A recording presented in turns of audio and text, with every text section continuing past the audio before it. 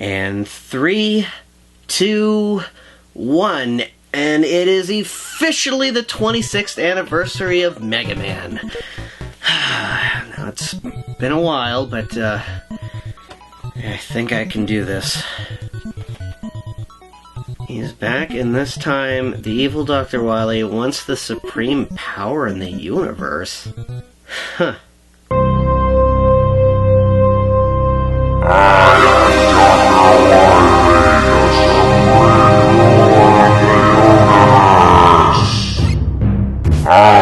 Damn you, Mega Man!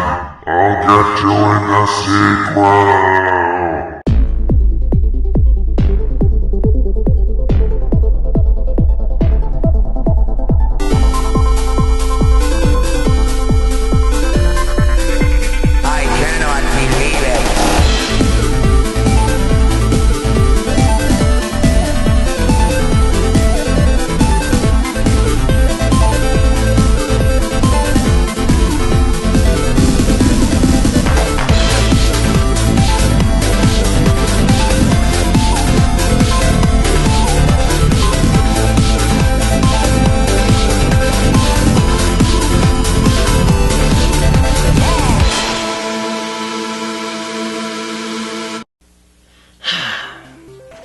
You know, before I delve into this, I'm gonna let you in on a little secret about my childhood.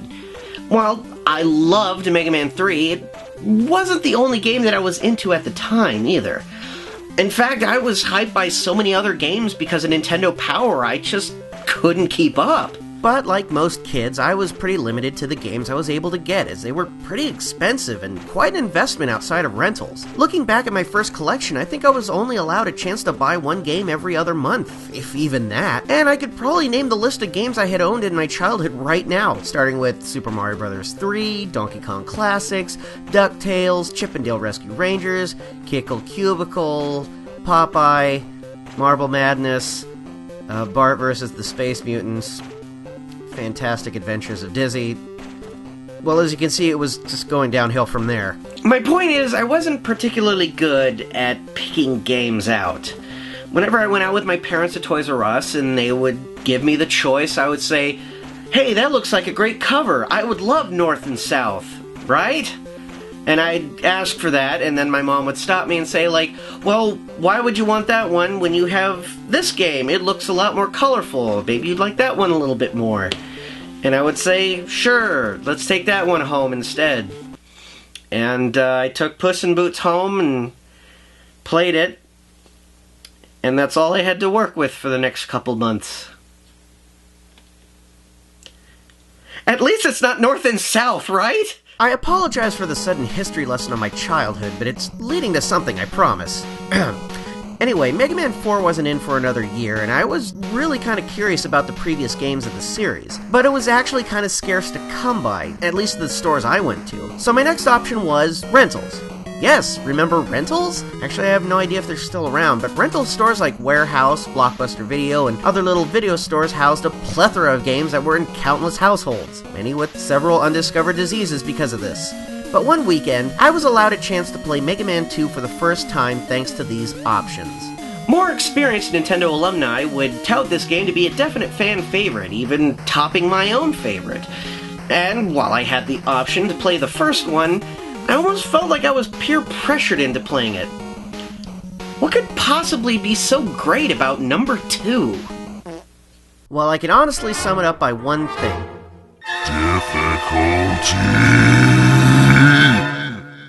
When I first pressed start on this game, I made one mistake. Difficult mode.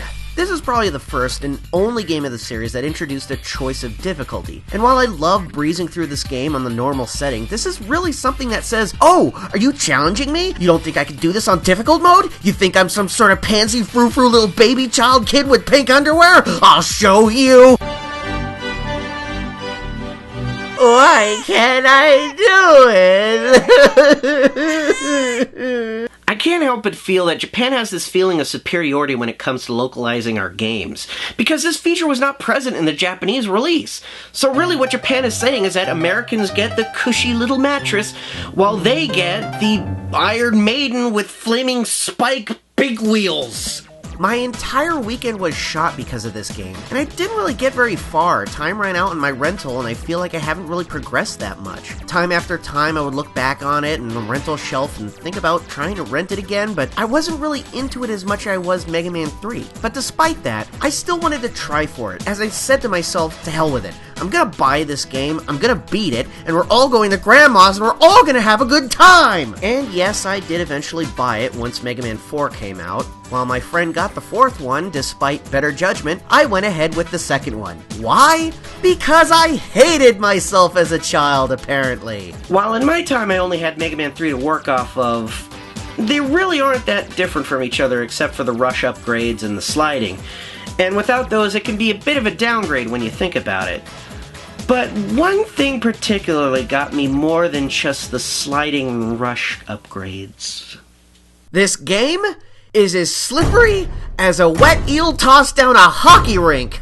Maybe it's the fact I only had the earlier games to work with, and he was pretty slippery in the first game too, but to me there's a noticeable extra glide in his sidestep where it feels like they dipped the Blue Bomber in a vat of Vaseline and just let him loose. Kind of a mental image I'd like to do without now that I think of it. But I digress. The inclusions of E-Tanks is a bit step up from the previous installment as well. Though I will be frank, it's kind of a tease, especially for someone like me who decided to stock up, only to have game overed on Wily's 4th stage to find out when I continued, all my E-Tanks disappeared! And I just... Okay, calm down. It's just a game. But let me think about this outside my own past experiences and through a more constructive mindset. This is a very solid game. It adds new rules along with the old ones. And that's what I really like about the series as a whole. Every sequel since the beginning have really been the same, but it's also completely different. I've always been about innovation and trying new things with familiar series, and I think Mega Man is a great example of that concept. We can continue with a very solid gameplay method and add new elements and obstacles that are separate from the original. There is a sense of unsettling unfamiliarity when you enter a new stage because it's completely new and you have no idea what the surroundings have to offer. But you love to make those discoveries because you have that experience to ready yourself for the unexpected. They're filled with new enemies, hazards, puzzles, and bosses to fight, completely different from your previous goals. I mean, sure, there are a lot of gameplay traditions, and I do admit there are staples to the series that have been done to the point of monotony, but I almost want to say it's a perfect example of doing something new with something old. Take New Super Mario Bros. For example. Yes, it's a new Mario game, where I dare say it's even a sequel to the old Nintendo age as it settled on the old methods of Mario gameplay. It does offer new stages, a few new abilities, and it does give variations to elements from other games of the series, but is it really that new? Especially when it has more callbacks in its follow-ups with little variation to really be considered different. It's very rare that I even see a new design to a boss or an enemy for that matter. With the Mega Man series, we are given the same gameplay mechanics with slight additions given each sequel, but it truly shines when it comes to tossing us into unfamiliar territories, taking away a lot of previous encounters and pitting us against all new ones. Maybe it's not a fair comparison to make, and it's a pretty thin line, but it is just a personal outlook, and I think that's what makes us want sequels to the series so desperately. We like to explore the new inventions, discover the new bosses, and dodge their patterns as each one is different from the last. We want the same thing, but we want more of it. We want additions to the vast array of challenges and variation because, to be fair, if we wanted the same from the other games, we would just go back to those anyway. How can you deny such clever variation on bosses that can be triggered by certain movements outside of their usual patterns? Crash Man will jump you every time you fire your weapon. Heat Man goes into a flaming rage whenever he gets hit. Metal Man will leap across to the other side of the room if you're too close. We seek these things out through experience, figuring out the strategy. It's actually kind of cool and at the same time devious. Speaking of, let's delve into the realm of the new Robot Masters, which I might add have not been stolen from Dr. Light this time. They were stolen from children. The second game marked the very first in a tradition for sequels to come, where kids were able to submit their designs to become the next Robot Master. Now, while there were a lot of ideas that came from the public, these Robot Masters and stages were already kind of predetermined. The designs were in part from different elements of the winners of the submission contest. Now, I wish those particular submissions were available to see, but I've yet seen any mention of them anywhere. And to be honest, according to a lot of designs by Keiji Inafune in the 25th anniversary book, I think they were more suggestions than anything. And yes, this was another thing only available in Japan. Which, considering they got the games first, I can see how that worked. But Nintendo Power also did one too, and to this day, I don't know how this got past me.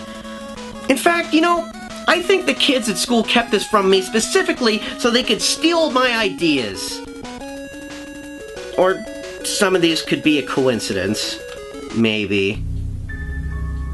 Nevertheless, here are our new Robot Master contestants! Bubble Man, the undersea Jacques Cousteau robot. Short and stout, fires metallic bubbles and pressurized water pellets while using his aquatic surroundings to his advantage. Flash Man, a stinky cheater who can stop time using a flashing light, but usually just walks back and forth across the room, so whatever. Metal Man, a blade-slinging robot that once defeated holds the power to slay any other robot master in only a few fell swoops, including himself. This is what you folks call an OP. Airman, you can't defeat him. Or something. Crash Man, or Clash Man, depending on which type of English you use. Fires explosives that carry the most annoying sound in the game. Heat Man, a Zippo lighter robot that zooms around on fire, and his stage sucks. Seriously, look at this. I tried so many times, and then I said just screw it, and I used item 2 to bypass all that crap. Also, he's a good friend of mine. Woodman! Woodman, need I say more? Quickman! I hate you, Quickman. I freaking hate everything about you. I hate you. I hate you. Just die. Die slowly as I use Flash Stopper to suck the life force from your pathetic existence! Needless to say, these are pretty unique bosses, very colorful in comparison to the original 6. They have a lot going for them and are pretty memorable designs. Another point for its reason of popularity, I suppose.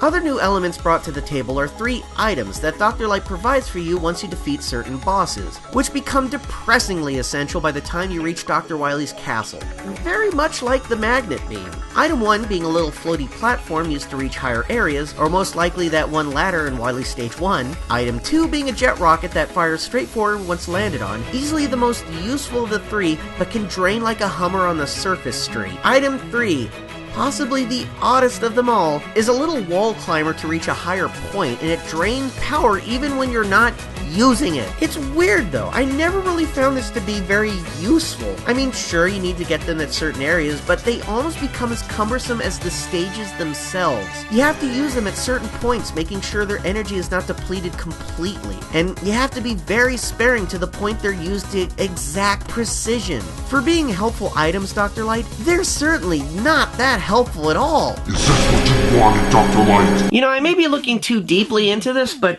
I'm getting more and more convinced that people are starting to believe that Dr. Light is the bad guy. But what's most memorable about Mega Man 2 is, and always will be, its state-of-the-art difficulty. Playing this again, I have not forgotten the immense terror I've had with a lot of these stages and hazards, which can be almost borderline unfair. Quickman's stage itself is nothing but a massive heart attack waiting to happen, as you're forced to dodge instant kill laser beams that shoot out immediately upon entering the screen. And, lest we forget, the infamous 4th Wily stage boss, those expletive-inducing wall cannons, which I later found out are called boo beam traps. Boo beam. Well, I have a better name for them. Those stupid, poopy, dumb-gummed, stupid crap things on a pee-pee doo-doo cheating fart stink poop! Let me just talk about how absolutely stunningly frustrating this entire deal is for a moment. So you're going through this stage all la-di-da and stuff with tough, very slow-moving platforms with many annoying enemies to dodge, and you end up in this dark room with explodable walls and blinking fire alarms encased behind them. Now your first instinct is to go guns a-blazing, get through the walls with Crash Bomb, and then you can shoot him, right? Wrong! The only weapon that can even touch these things is a crash bomb. But here's the kicker, you have a limited quantity! What the hell do I do at this point? I'm stuck here now. There's no way to regain your weapon energy. I just guess I have to wait and die. And even that's a tough thing to sit through. And with that, you start all the way in the beginning again. There is no midpoint. I mean, sure, those walls are gone now, but you have to get all that weapon energy back. And you could probably waste your time shooting Mets until you fork over the extra weapon energy, but that stuff is tedious and random. My point is, this is a freaking nightmare. This is the portion of the game where I almost rage and quit altogether! But I can't! Because I'm so damn close to that last stage! Wily is around the corner, and the only thing that has proved to become a nightmare of a challenge is these damn wall boobies! It just... Was the game really not that hard enough? Was there something about providing a nearly impossible task to the kids of that generation to make such a perplexing event, and so far in the game? Well, I guess that's what makes it so memorable in the first place. And it's not undoable. It just...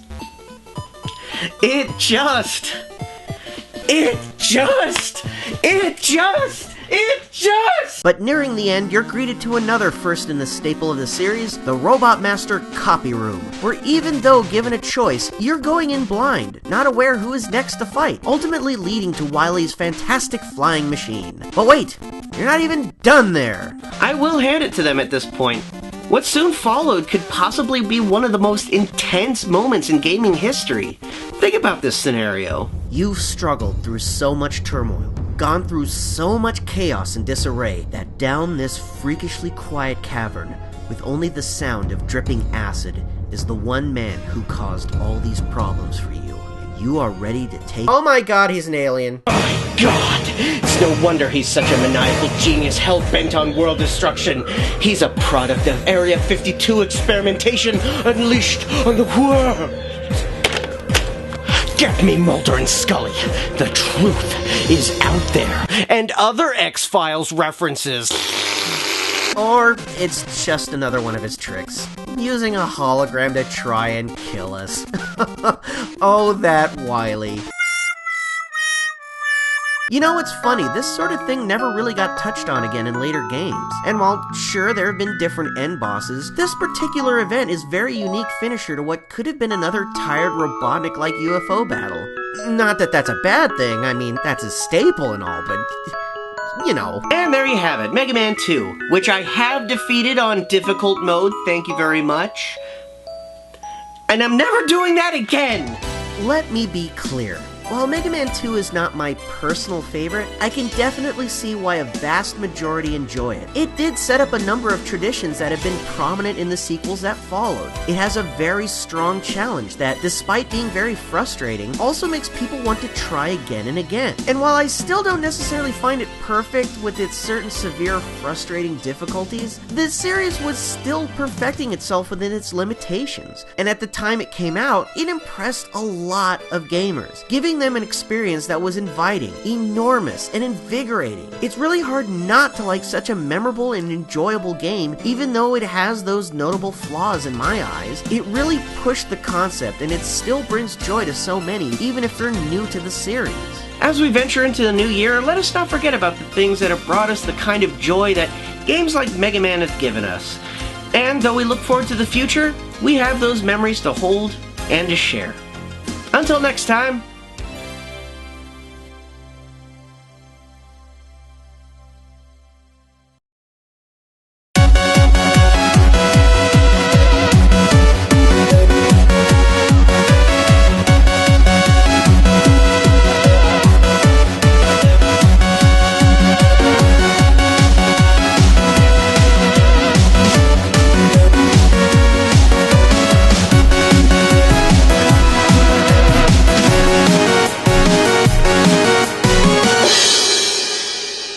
hey, want to see something? Press A while selecting a boss and...